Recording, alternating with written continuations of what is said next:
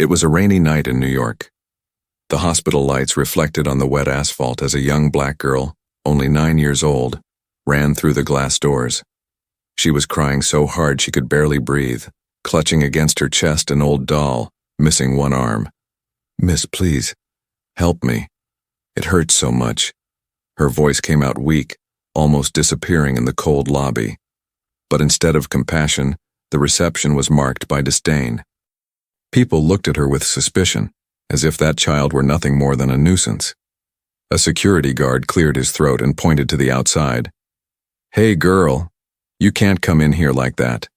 This isn't a shelter, it's a hospital." The girl tried to explain through her tears, but her words dissolved into sobs. People in line whispered, some chuckled, others shook their heads with judgment. It was in that moment that a humble nurse named Grace Miller noticed her. Grace had been on duty for hours, exhausted, but her heart had not hardened. She realized there was something terribly wrong with that child. It wasn't just physical pain, but a deep sadness, as if she carried a secret far heavier than herself. Grace's gaze locked onto the girl's tear-filled eyes, and a flame of indignation began to rise within her. The hospital lobby was crowded that rainy night. People coughed, mothers rocked restless babies, and elderly patients shifted uncomfortably in their chairs. The rain hit the glass doors in steady waves, while the distant sound of ambulances echoed like a sorrowful song. The little girl, shivering and clutching her broken doll, approached the reception desk. Her small hands trembled as if the toy was the only shield she had against the world. Behind the desk sat Mrs. Parker, the receptionist. A middle-aged woman with heavy makeup and a sharp expression, she prided herself on being strict with patients. The moment she saw the child, she raised her eyebrows with disdain. "And what do we have here? Another stray?" she muttered, loud enough for others to hear. The girl tried to speak, but her voice was weak, fragile. "Please, ma'am. I need help. It hurts so much." Mrs. Parker leaned forward, resting her elbows on the desk. Her tone was cutting like a knife. "Where is your mother? Where's your guardian? This hospital is not a shelter for street kids." Whispers filled the line behind her. A man in a suit grumbled, "Always the same? Kids like her show up just to cause trouble." A woman with an expensive purse chimed in, "Exactly. And who do you think pays the bill? Us. This isn't a free clinic, sweetheart." Each word stabbed at the little girl's heart. She lowered her eyes, trying to hide the tears rolling down her cheeks. I have nowhere else to go. Please," she whispered, her voice breaking. Mrs. Parker tapped her pen against the desk, irritated. "Listen, little girl, if you don't have anyone with you, then go back where you came from. This hospital doesn't treat people without insurance. Go find social services in your neighborhood. We treat real patients here." The word "real" echoed in the child's chest like a cruel blow. She didn't just feel sick, she felt invisible, as if her life meant less than everyone else's. Her sobs grew louder, filling the lobby. Some sighed in annoyance, while others looked away, unwilling to face the cruelty unfolding before them. That was when Grace Miller, the nurse, appeared. She had just dropped off lab results in another department when she heard the commotion. Her steps quickened as she saw the small girl hunched at the counter, treated like she was worthless. Grace knelt beside the child, lowering herself until their eyes met. "Sweetheart, what happened to you?" she asked softly, her voice filled with warmth. Before the girl could respond, Mrs. Parker rolled her eyes. "Grace, don't get involved. This girl clearly doesn't belong here. She has no documents, no insurance. She's just another one trying to use the hospital as a shelter." Grace slowly rose to her full height, her eyes now firm and steady. "Another one? Mrs. Parker, this is not a luxury hotel, it's a hospital. And every hospital has a duty to help those who cry out for help. This girl is in pain, and you're treating her like she's invisible." Mrs. Parker crossed her arms, smirking. "If you're so compassionate, Grace, why don't you take her home yourself? But don't bring trouble to my desk. I follow the rules. No ID, no insurance, no service." "How do you expect me to fill out her form?" Grace inhaled deeply, fighting the indignation rising inside her. Looking down at the trembling child again, she didn't just see illness. She saw abandonment, rejection, pain far greater than her young age should bear. Taking the girl's small hand in hers, Grace answered firmly, "Then I'll fill out whatever forms are needed myself. If you don't want to do your job, Mrs. Parker, I will. But I will not let this child leave without help." The lobby fell silent. All eyes turned toward the nurse and the little girl. It was as if an invisible battle was being fought, arrogance against compassion. And for the first time that night, the girl felt that someone was truly on her side. Grace knelt again beside the girl, brushing a strand of wet hair away from her tear-streaked face. The girl clutched her broken doll tighter, as if she feared it might be taken from her too. "Sweetheart, what's your name?" Grace asked gently. The child hesitated, her lips trembling before she whispered, "Maya." Her voice was so faint as if even saying her own name hurt. Grace smiled softly, squeezing Maya's tiny hand. "Maya, listen to me. You are safe now. I'm going to help you no matter what." But Mrs. Parker wasn't finished. From behind the desk, she snorted, shaking her head. "Safe? Grace, don't fill this girl with false hopes. Look at her. No guardian, no papers, probably from some shelter or worse. We can't waste resources on cases like this. The hospital board would have my head." Grace turned her head slowly, her eyes narrowing. "Resources. Mrs. Parker, this is a child, not a number. Children don't come into hospitals begging for help unless something is terribly wrong. And if you can't see that, then maybe you're the one in the wrong job." The words hit like thunder in the lobby. Patients waiting nearby straightened in their seats, whispers rippling through the crowd. Maya, still shaking, clung to Grace's arm as if it were the only lifeline left. "Please, don't let them send me away," she murmured, her voice breaking. Grace felt her chest tighten. Something deep inside her told her that Maya's pain was not just physical. There was a heaviness in her eyes, a silence between sobs that spoke louder than words. Without hesitation, Grace stood and guided Maya gently past the reception desk. "Come with me, Maya.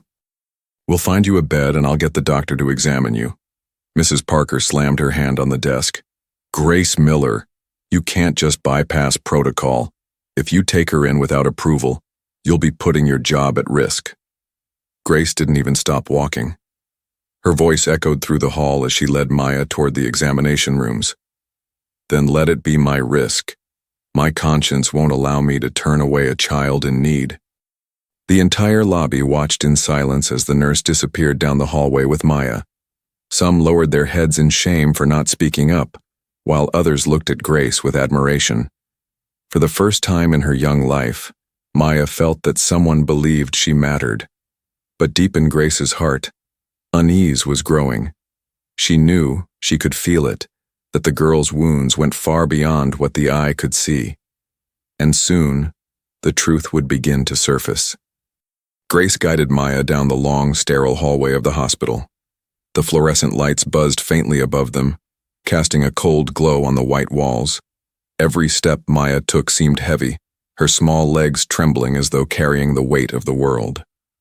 Grace opened the door to an empty examination room and gently sat Maya on the padded table. The girl clutched her doll so tightly that her knuckles turned white. "Maya, sweetheart, can I take a look at you? I just want to make sure you're okay." The child looked up at her, hesitation flickering in her wide, tearful eyes. After a moment of silence, she gave a tiny nod. Grace put on her gloves, her movements slow and deliberate so as not to frighten the girl. She began the examination with gentle hands, speaking softly. "It's okay. You're safe here with me. I promise." But as Grace carefully lifted the sleeve of Maya's worn sweater, her heart sank. Underneath, the child's skin revealed deep bruises, old ones, faded into sickly yellow, and newer ones, purple and angry. Grace froze for a moment, struggling to steady her breath. "Maya, who did this to you?" she whispered. Maya turned her face away, silent. Her small hands trembled as she gripped her doll tighter, as if afraid that answering might bring more pain. Grace gently moved to check the girl's ribs, and again she found signs of trauma, tender spots where even the slightest touch made Maya flinch. There were scratches along her arms, scars that spoke of suffering far beyond a simple accident. Grace's eyes filled with tears, but she blinked them back, determined not to let Maya see her break. "Sweetheart, these aren't just from falling down, are they?" The girl finally whispered, her voice so low it was almost inaudible. I fell. That's all." But Grace knew the truth was hidden behind that fragile excuse. Children didn't get bruises like these from simple falls. She had seen enough in her years of nursing to recognize the marks of neglect and abuse. Her stomach churned with anger, not at Maya, but at whoever had allowed such harm to be done. She pulled the girl's sweater back down and placed a gentle hand on her shoulder. "You don't have to tell me everything now. Just know this. I believe you, Maya, and I'm not going to let anyone hurt you again." The little girl's eyes filled with tears, but this time, there was a spark of something different. Relief, maybe even hope. Just as Grace was about to continue, the door creaked open. Standing there was Dr. Richard Coleman, one of the senior physicians. His presence filled the room, not with warmth but with authority. He adjusted his glasses and frowned. "Grace, what are you doing here? This girl hasn't been admitted properly. Who gave you permission to examine her?" Grace straightened, her jaw tightening. "She was in pain, doctor. Someone had to step in. Look at her. She needs urgent care." Dr. Coleman glanced at Maya briefly, then back at Grace, his expression stern. "Protocol exists for a reason. If she has no guardian, no insurance, then this case is not our responsibility." Grace's heart raced. She realized this was only the beginning of a much larger battle, one that would test not only her compassion, but her courage to stand against power and indifference. Dr. Richard Coleman closed the door behind him with a sharp click. His presence filled the small room with an air of authority that seemed to weigh heavy on Grace and little Maya. He walked toward the examination table, adjusting his stethoscope around his neck as though every movement were a declaration of his importance. "Grace, we've been through this before," he said in a low, commanding voice. "You can't just take in stray cases. The hospital has rules, and you know very well that breaking them could cost you your license." Grace stood firm, one protective arm around Maya. "Doctor, she's a child. Look at her. She's covered in bruises. If we don't help her, who will?" Dr. Coleman gave Maya a cursory glance, his expression detached, almost bored. "Children bruise. They fall. They play rough. Don't make this into something it isn't." Grace's blood boiled. She had worked under Dr. Coleman for years and had seen his arrogance before, but never had she felt it so clearly aligned with cruelty. "With all due respect, sir, these aren't playground bruises. Someone hurt this child, and I won't pretend otherwise." For a moment the two locked eyes, the room heavy with tension. Maya sat between them, gripping her doll, her breathing uneven. Finally, Dr. Coleman sighed, as if entertaining Grace's stubbornness was beneath him. "Fine. Do what you want. But don't expect the hospital administration to back you up. Cases like this, they attract attention we don't need. Let social services handle it." He turned to leave, but not before muttering under his breath, "Always playing the hero, Grace." Heroes don't last long in places like this. When the door closed, silence filled the room again. Grace knelt before Maya, her eyes softening. "Maya, sweetheart, you don't have to hide anymore. I need to know the truth so I can help you. Who takes care of you at home?" The girl's lips quivered. For a long moment she said nothing, her little chest rising and falling with the effort of holding back tears. Finally, in a whisper so faint Grace had to lean closer, Maya said, "Nobody takes care of me." Grace's heart ached. "What do you mean, honey?" she asked gently. Maya's eyes glistened as she stared down at her doll, her voice trembling. "Mommy left. She said she was going to work, but she never came back. And the man who lives with us, he..." She stopped, choking on the words. Grace held her hand tighter. It's okay. You don't have to say it all right now. You're safe with me. I promise. But deep inside, Grace felt the truth taking shape, heavy and horrifying. Maya was not just sick or lost. She was a victim of abandonment and something even darker.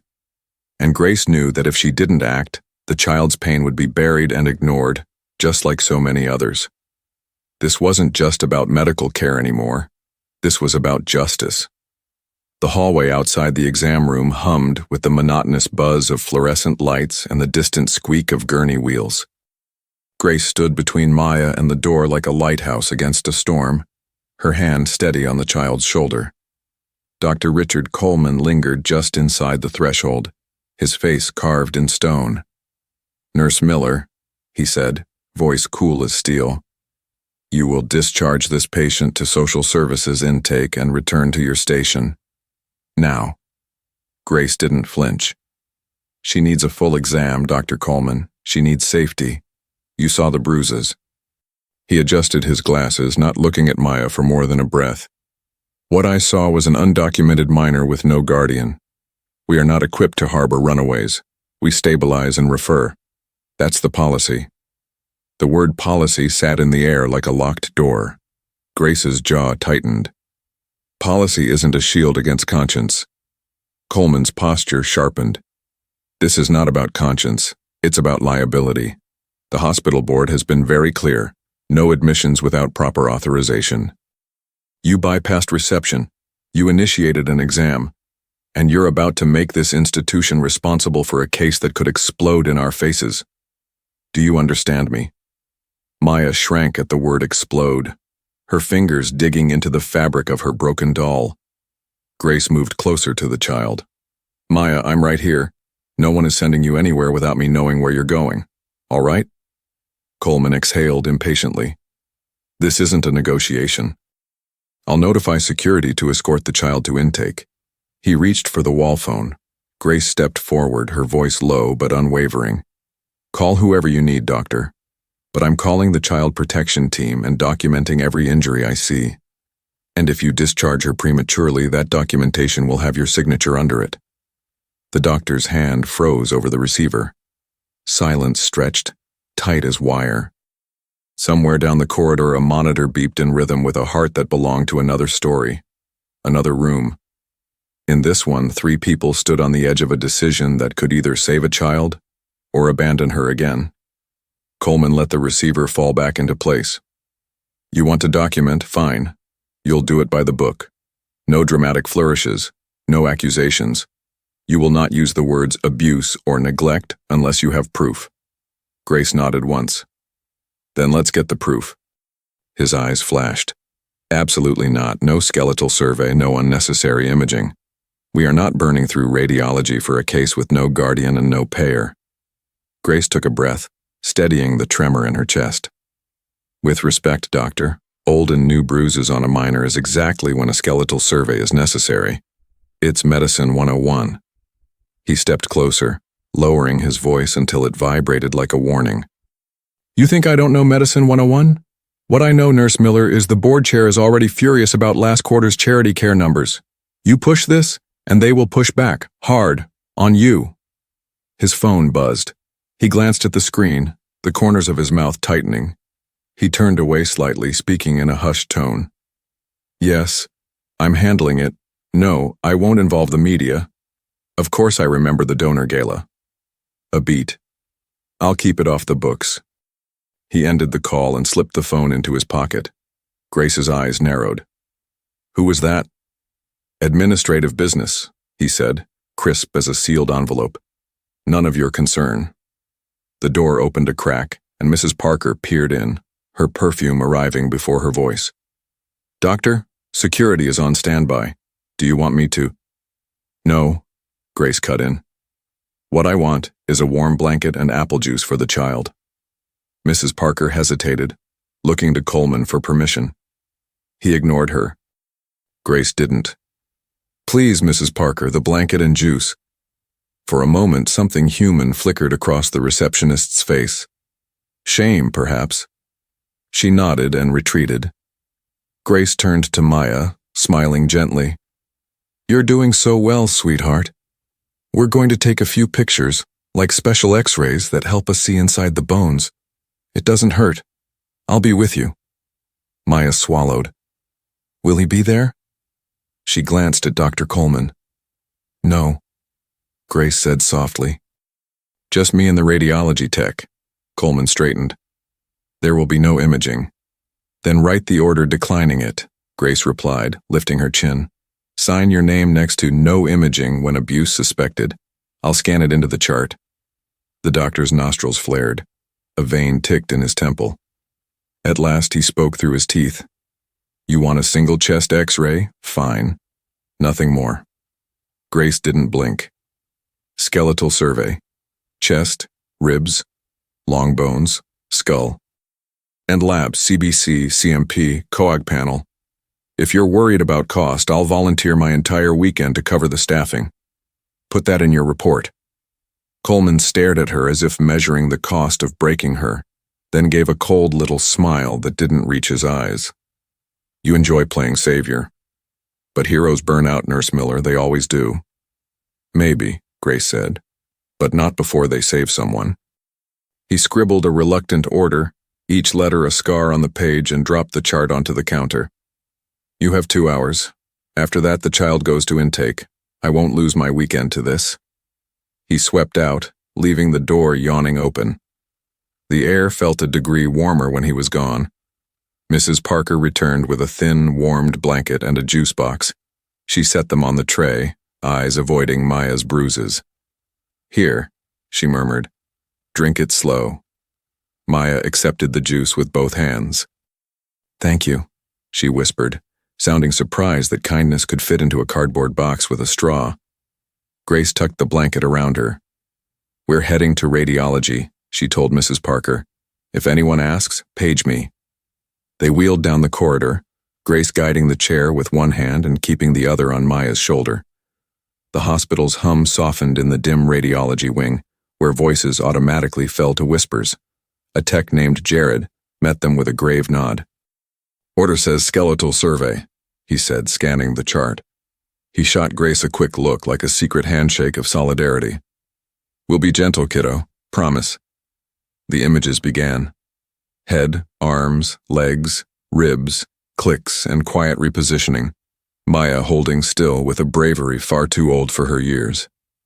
Each time the machine whirred, Grace silently prayed, "God, let the truth be clear. Don't let them bury this child's pain again." Halfway through, Jared paused, peering closer at the screen. His face changed, surprise first, then a troubled certainty. He glanced at Grace. "You should see this." Grace moved beside him. On the monitor, pale shadows mapped tiny bones like a constellation. Along Maya's ribs were faint lines, some smooth with age, some jagged and recent. Jared flipped to another image. The arm, an old fracture healed unevenly. The clavicle, a hairline break in the process of healing. Grace's breath caught. She didn't speak. She didn't need to. The pictures were already speaking, louder than any plea in any lobby. Jared swallowed. Multiple fractures, different stages of healing. He lowered his voice. "This isn't random." Grace's eyes burned, but her voice stayed level. "Push the images to Dr. Coleman and copy child protection stat." They finished the series. Back in the small reading area, the phone on the wall trilled like an alarm. Jared answered, listened, then handed it to Grace. On the line, the radiologist's tone was urgent. "Nurse Miller, this is Dr. Patel. You need to put this child on a protective hold immediately. These findings are classic for non-accidental trauma. I'm finalizing the report now." Grace closed her eyes for a heartbeat. "Understood. Thank you, doctor." She hung up and turned to Maya, who looked at her with a trust that humbled the soul. Grace knelt to eye level. "Maya, we're going to keep you safe tonight. No one is going to take you away without people who will protect you standing right here, do you hear me?" Maya nodded slowly, a tear sliding down, but not from fear this time, from relief. The door at the far end of the corridor swung open. Dr. Coleman strode in, his expression already stormy, a printout clenched in his fist, the preliminary report. He stopped a few feet away, the paper crumpling as his grip tightened. "You've made quite a mess, Nurse Miller," he said, but his voice had lost some of its certainty. Grace rose, calm as a bell at dawn. "No, doctor, the mess was there. We just turned on the light."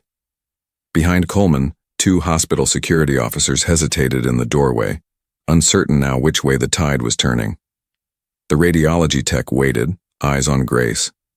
In the quiet, the truth hummed as loud as any machine. Grace stepped forward. "Protective hold. Notify child protection. Page social work and the on-call pediatrician. Maya is staying." Coleman's jaw clicked. He seemed about to argue. Then his phone buzzed again. He checked it, and whatever he read drained the color from his face. He looked up at Grace, a different kind of calculation moving behind his eyes. "This isn't over," he said. "It is for tonight," Grace answered. "For her, it is." She turned the wheelchair toward the elevator, Maya cradling the doll under the warm blanket, the report blazing a trail of truth behind them. And somewhere, in a hidden corner of the city, the person who hurt Maya felt the ground begin to shake. The radiology images had spoken with brutal clarity. Old fractures, new fractures, bruises in every shade of pain. For Grace, it was confirmation of what her heart already knew. Maya had been living through something no child should ever endure. But the night was only beginning to unfold. Grace wheeled Maya back into the small exam room, her mind racing.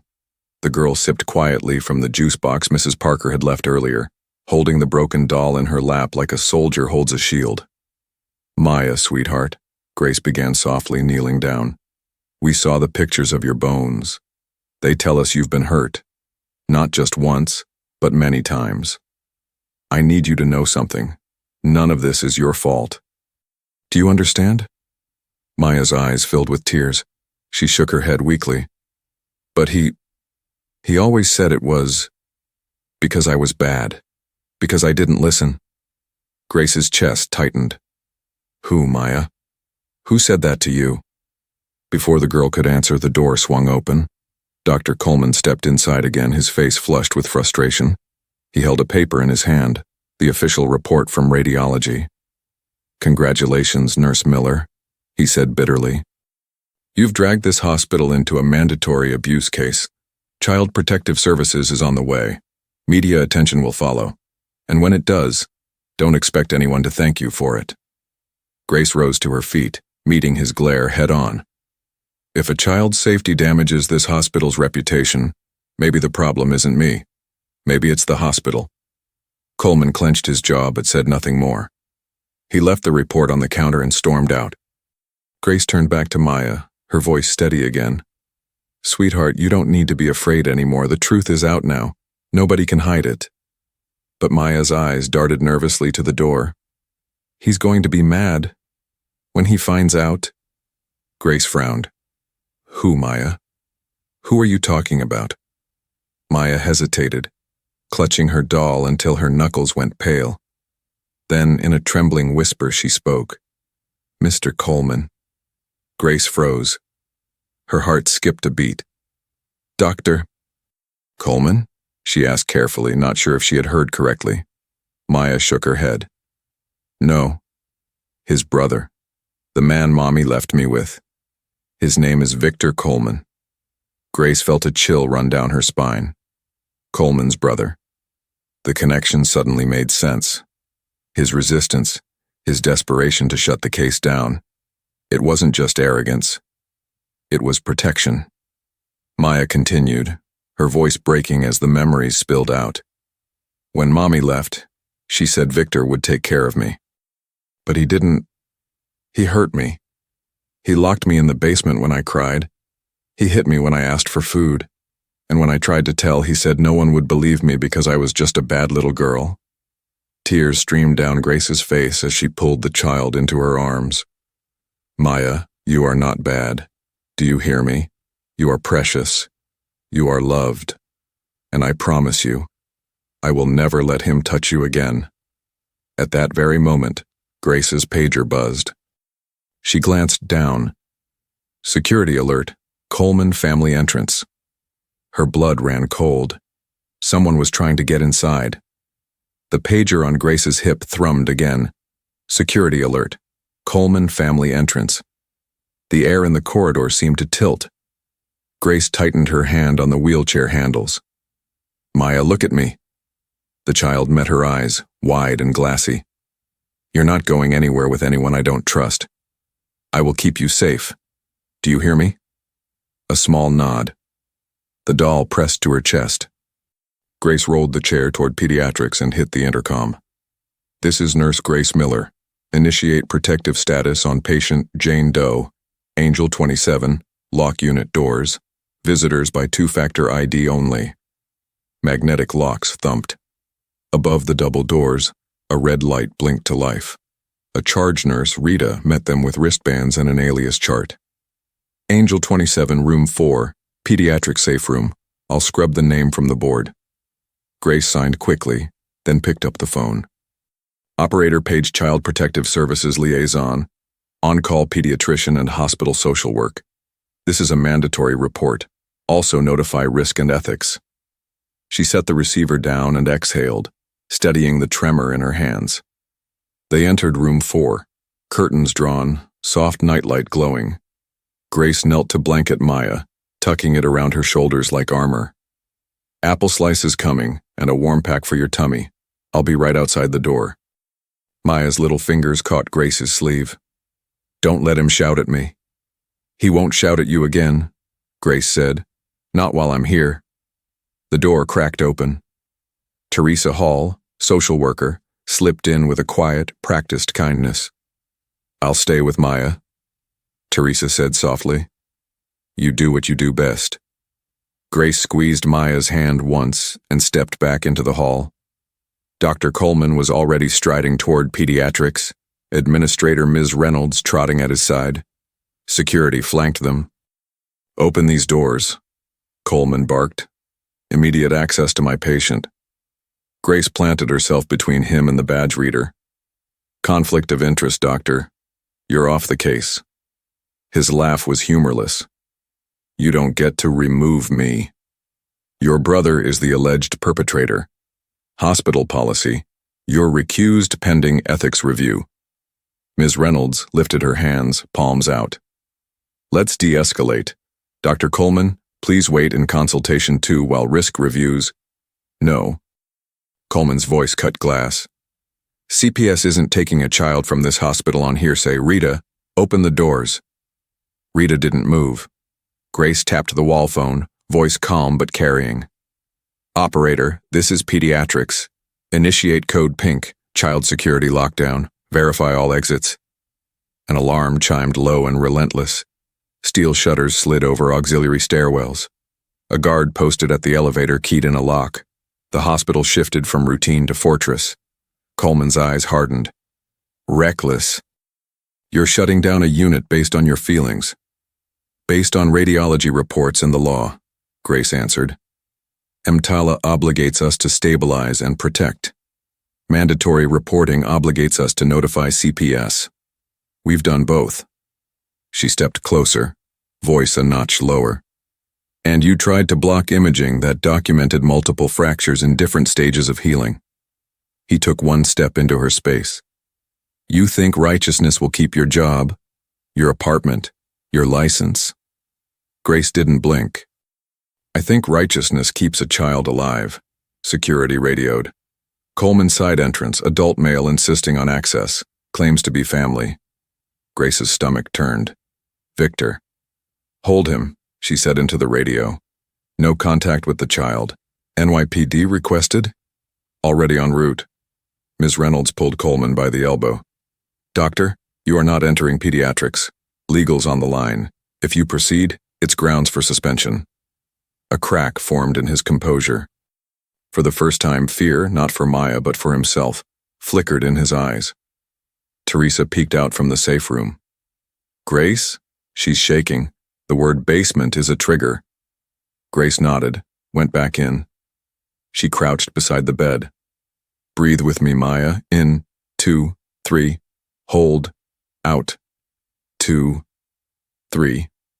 Maya matched her breath. The tremor in her shoulders eased. From the hall, voices rose, security detaining someone. A crash like a shoulder hitting a door. "I'm her guardian," a man roared. "She's mine." Maya's eyes went wide. Grace pressed a hand to the call button. "Don't look that way, sweetheart. Look at me." The door swung open. Security, braced. Officer Jimenez nodded once to Grace. Suspect arrived intoxicated, attempted forced entry. He's restrained. NYPD is 2 minutes out. Coleman appeared behind the officers, pale with anger.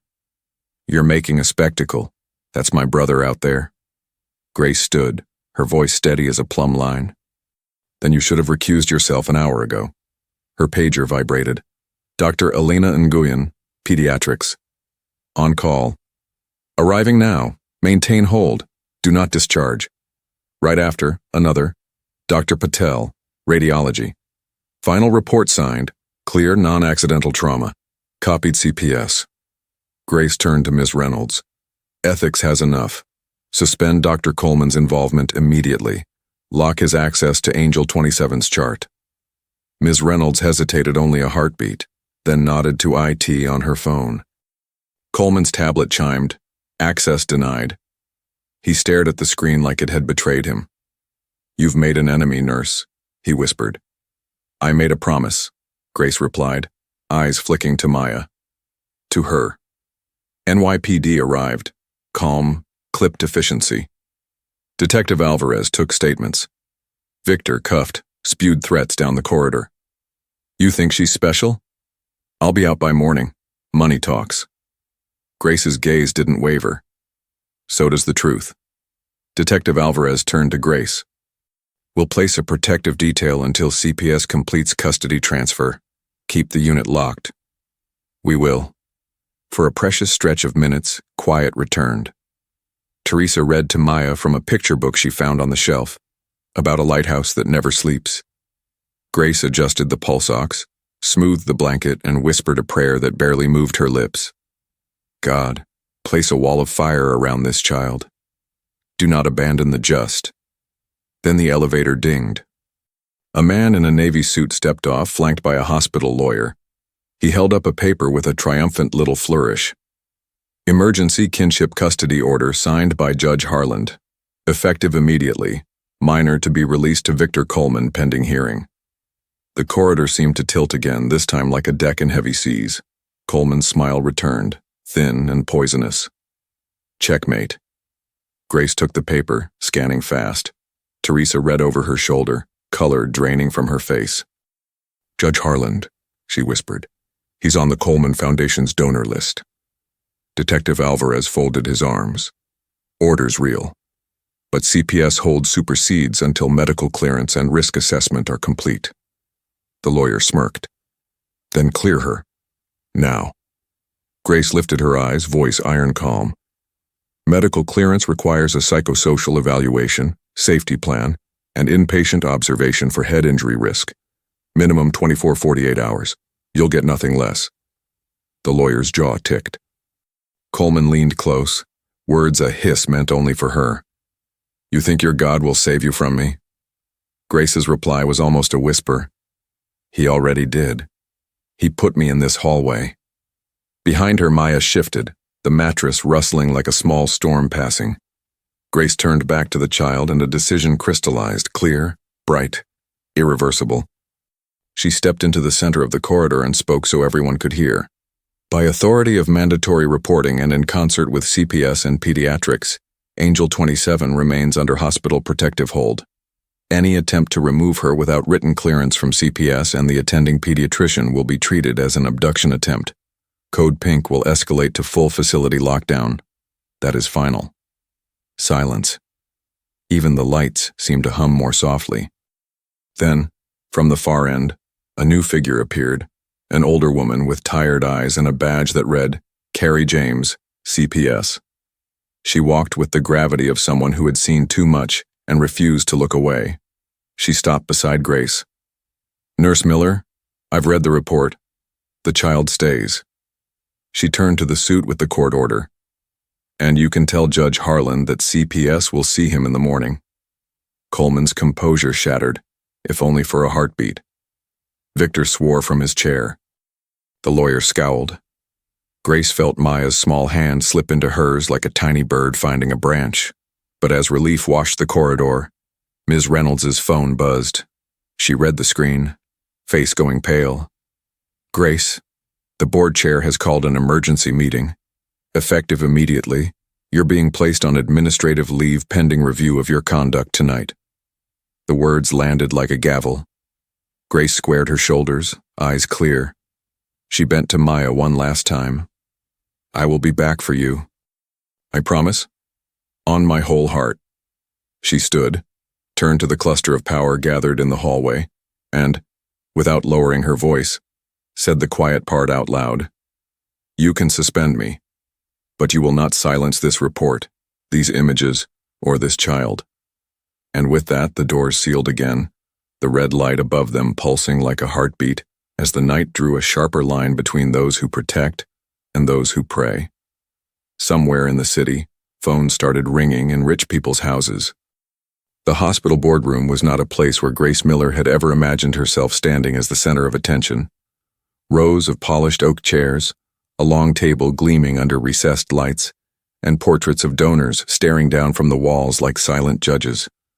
At the head of the table sat Mr. Grant Wallace, chairman of the board, his cufflinks glinting as he folded his hands. Beside him was Judge Harland, the very man whose emergency order had threatened to return Maya to her abuser. And next to them, Dr. Richard Coleman, his face carefully neutral, as though this were just another administrative nuisance.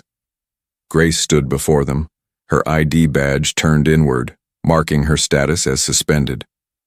"Nurse Miller," Mr. Wallace began, his voice deep and deliberate, "you initiated a code pink, bypassed administrative protocol, and escalated a situation that could have been handled quietly. Do you have anything to say in your defense?" Grace's gaze did not waver. "Yes, I did my job. I protected a child whose body told the truth that no one wanted to see. If that embarrasses this hospital, then perhaps the problem isn't my actions, but your priorities." A murmur rippled through the room. Some board members shifted uncomfortably, others narrowed their eyes. Judge Harland cleared his throat. "Let's be very clear. The man in question, Victor Coleman, is a respected figure with no criminal record. You risked smearing his reputation based on the word of a frightened child. Children imagine things." Grace's hands trembled slightly at her sides, but her voice carried steel. "Children don't imagine X-rays, Your Honor. They don't imagine multiple fractures in different stages of healing. They don't imagine nights locked in basements. The truth is written across her bones." Before the judge could respond, the boardroom door opened. Detective Alvarez entered, carrying a folder thick with papers. He placed it on the table with a heavy thud. "Detective Alvarez, NYPD," he announced. "We've been investigating Victor Coleman since last night's report, and what we've uncovered is illuminating." Dr. Coleman shifted in his seat, for the first time losing his calm facade. Alvarez pulled out photographs, placing them on the table. Images of Maya's bruises, radiology reports, statements from neighbors who had heard cries from the Coleman basement. And then, the most damning evidence, phone records. "These are text messages between Victor Coleman and his brother, Dr. Richard Coleman," Alvarez continued. "Here, on the night Maya was brought in, Dr. Coleman wrote, 'Keep her quiet, don't let them scan her.' And Victor replied, 'She won't talk if I get her back tonight.'" Gasps filled the room. All eyes turned to Dr. Coleman, whose face had gone pale. Grace's heart pounded, but she stood taller. Mr. Wallace slammed his hand on the table. "Is this true, Doctor?" "Coleman? You interfered with a child abuse case?" Coleman stammered, his polished mask cracking. I was trying to protect the hospital." "Protect the hospital?" Grace interrupted, her voice rising with righteous fire. "Or protect your brother? Tell me, doctor, how many other children suffered because of your silence?" The room erupted into chaos, board members demanding answers, the judge shifting uncomfortably, whispers flying like sparks. Detective Alvarez raised a hand. Victor Coleman has been formally charged with felony child abuse, unlawful confinement, and endangerment. As for Dr. Richard Coleman, obstruction of justice and conspiracy to cover up abuse. He will be escorted out of this building today. Security officers stepped forward. For the first time, Richard Coleman's arrogance shattered completely. He stood, red-faced, sputtering, as the cuffs clicked shut around his wrists. Grace closed her eyes briefly, whispering to herself, "The Lord brings the hidden things to light." Judge Harlan shifted in his chair, sweat on his brow. Alvarez turned toward him with cool precision. "And as for you, Judge, we've already forwarded your emergency order to the Ethics Commission. Funny how your name shows up in donation records from the Coleman Foundation. I suspect you'll be receiving a few visits of your own." The judge swallowed hard, his silence louder than any words. Grace stepped back, her role fulfilled. She hadn't needed power or status, only courage. And now, the walls of arrogance and privilege were crumbling, piece by piece. Morning broke over lower Manhattan with a pale gold light, the kind that makes even courthouse steps look gentler than they are. Reporters clustered behind metal barricades. A mother pushed a stroller, slowed, and whispered a prayer as she passed. "God, stand with the little one." Inside family court, a new judge, Hon. Isabel Morales, took her seat. No donor gala photos on her wall, no smiles for the powerful, only the seal of the state and a stack of files thick as winter. Case of Jane Doe, known to the hospital as Angel 27, the clerk announced. Grace sat 2 rows back, hands folded, trying to keep them from shaking. Beside her, Teresa Hall, social work, and Detective Alvarez skimmed final notes. In the first row, Carrie James from CPS rested a protective hand on Maya's small shoulder. The girl's broken doll, now stitched and rearmed, peeked from a canvas tote like a brave little witness. Across the aisle, Victor Coleman stared, jaw clenched. Behind him, a defense lawyer shuffled papers without looking at Maya. Dr. Richard Coleman sat further down, stripped of his white coat and standing on bail, arrogance reduced to a tight, nervous swallow. Judge Morales adjusted her glasses. "I have the radiology report, medical photos, neighbor statements, and phone records, including messages between the defendant and his brother. I have reviewed the hospital's incident log and the attempted kinship order signed last night." Her gaze lifted, level as a plumb line. This child will not be returned to a home where her bones became diaries of pain. Victor shot to his feet. "She's mine!" The gavel cracked like thunder. "Sit down." Detective Alvarez rose with measured calm.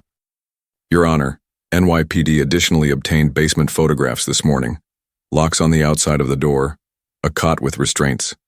Matches the child's statements." Silence swallowed the room.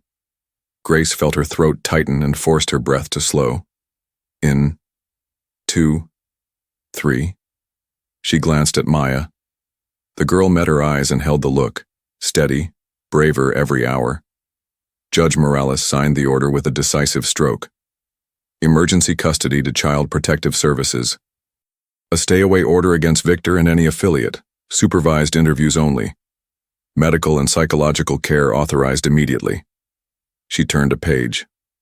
As for Dr. Richard Coleman, given the text messages and interference with hospital protocol, this court refers the matter to the district attorney and the state medical board. Your license is suspended pending adjudication.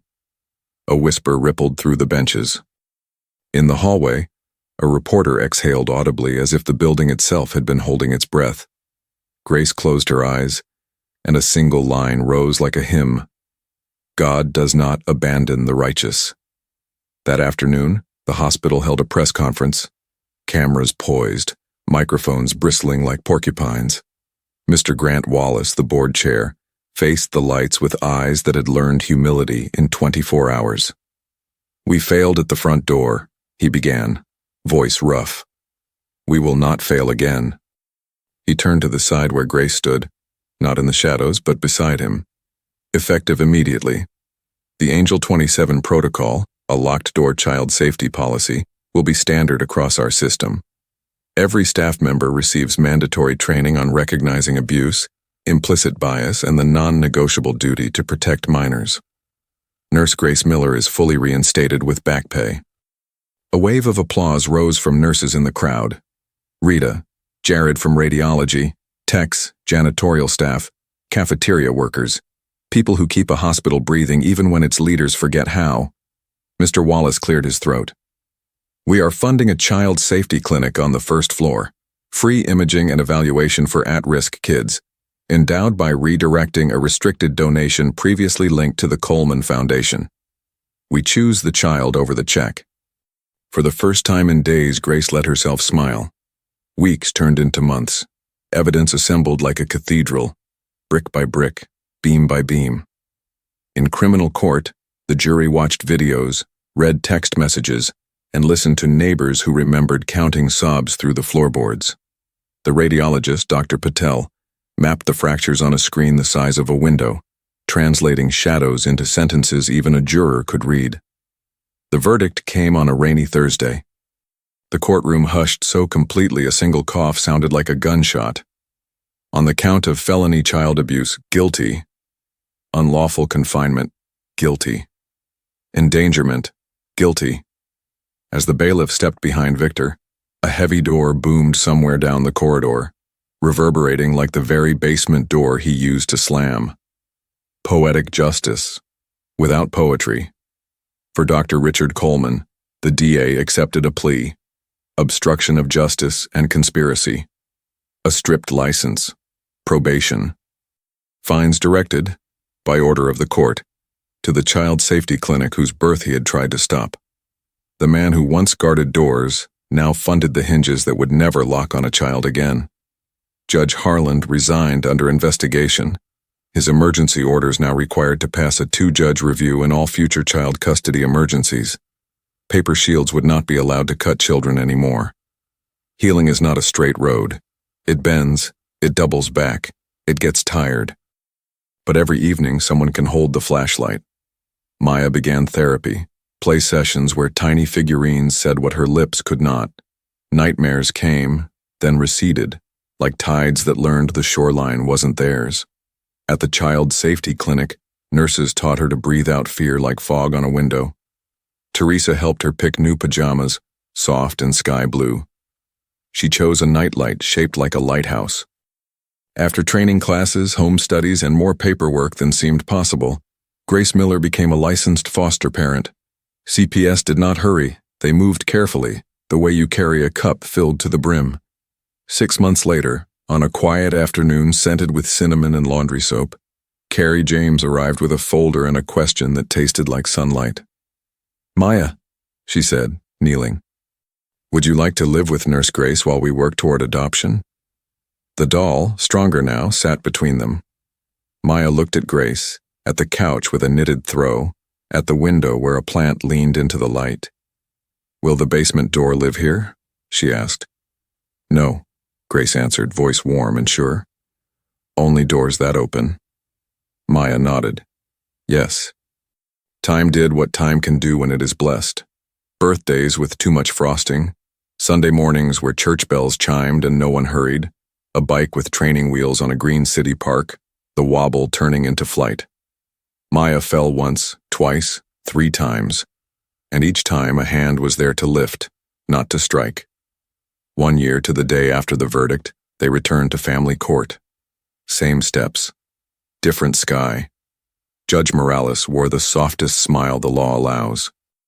"Maya," she said, "do you want this woman to be your forever mother?" Maya stood on the chair to reach the microphone. "Yes." "And you, Ms. Miller?" Grace's answer filled the room like a hymn. "With my whole life." The judge lowered her pen, then raised it again. "By the power vested in this court, and with gratitude that truth prevailed over power, I grant this adoption. Maya, the world calls you by your new name. Maya Grace Miller." Somewhere in the gallery a nurse sobbed into her palms. A security guard coughed to hide the burn in his eyes. Teresa took a photo where the flash made everyone look like angels for a blink. Outside, the city carried on. Sirens, buses, laughter from a food truck line. But on those steps a different sound rose. the quiet thunder of a promise kept.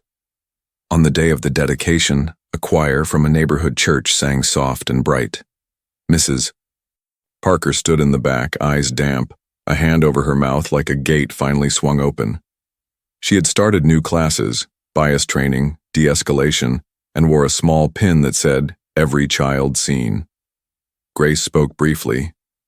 "We cannot fix yesterday, but we can build a tomorrow where doors open, where bones heal, and where the smallest voice is the one we hear first." Maya tugged her sleeve. "Mom, can I say thank you to God?" "You already did," Grace whispered, "by living." They walked home through streets washed clean by a sudden summer shower. The sky was the deep, forgiving blue that comes after rain. And if anyone asked how justice arrived, the answer was simple. When power tried to bury the truth, it didn't know the truth was a seed.